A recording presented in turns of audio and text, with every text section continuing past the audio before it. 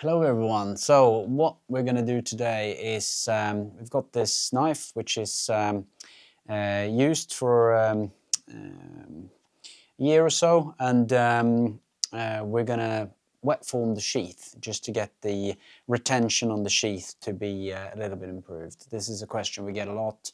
How do you do it? What do you need to think about and everything. So we're going to go through that today. Come along.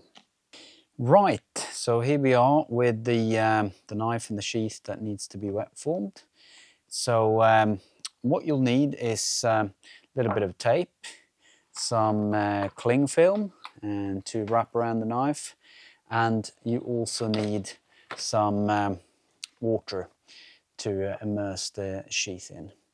So and a cup of coffee, of course, just to keep yourself motivated. So yeah, so we'll jump straight into it next.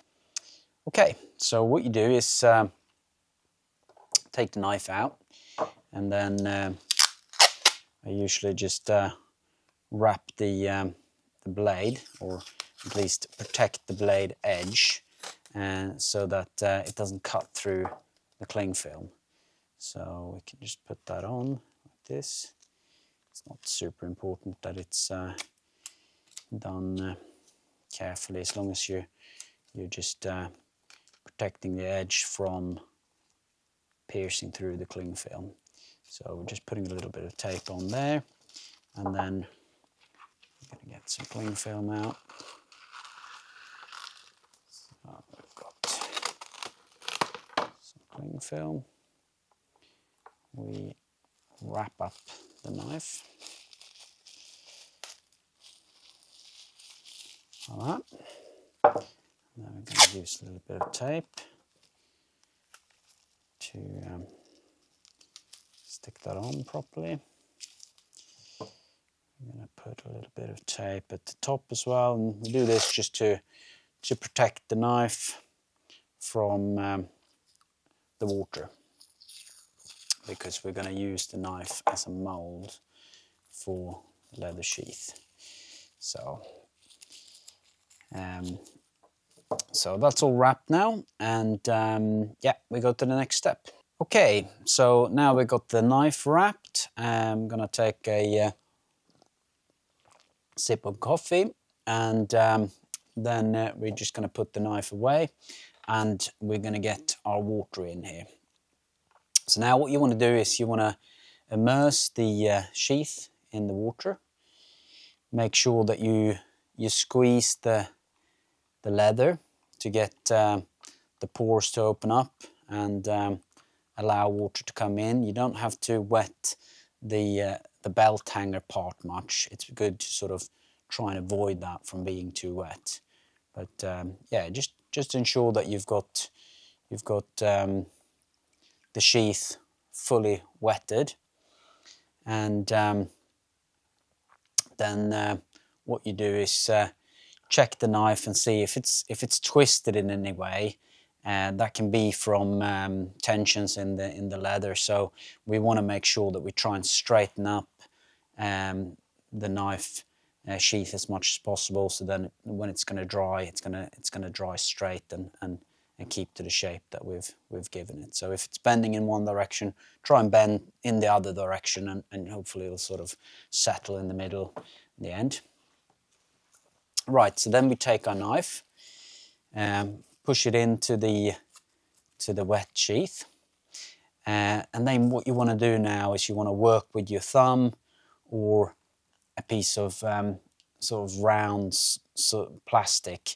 You don't want any sharp corners or anything like that.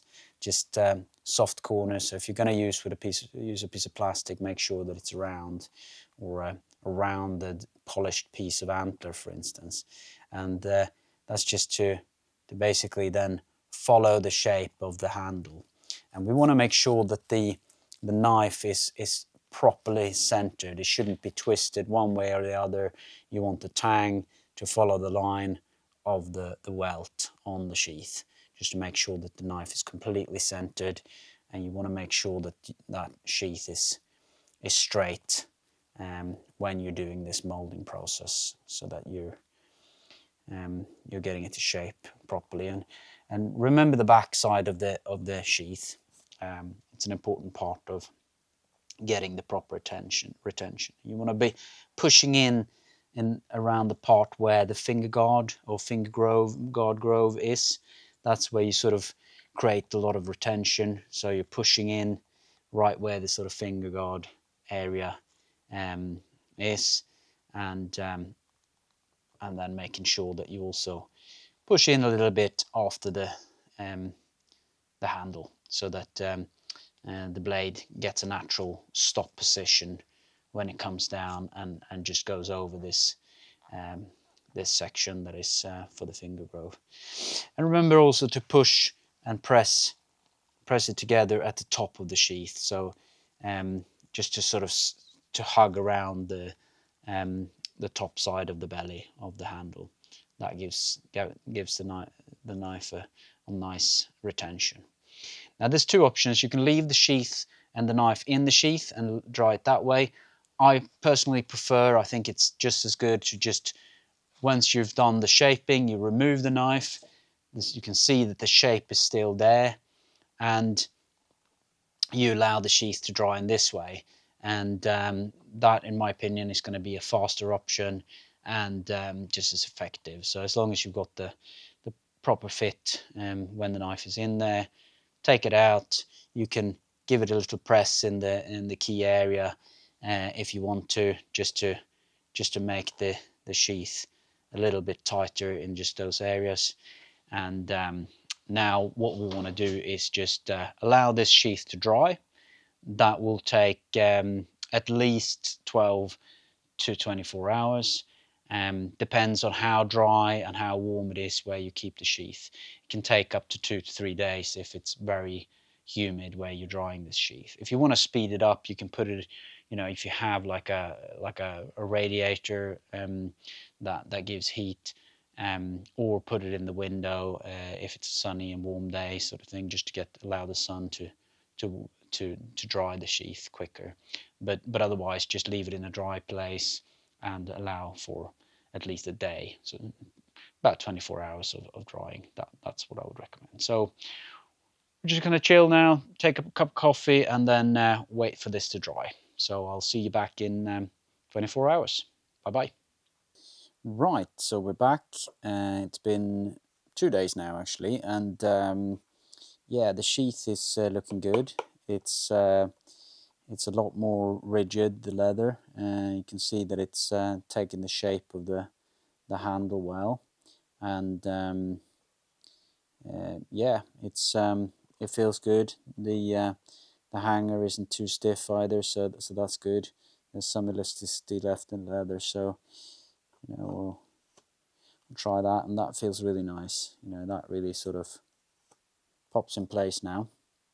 Really great retention. That's not going anywhere.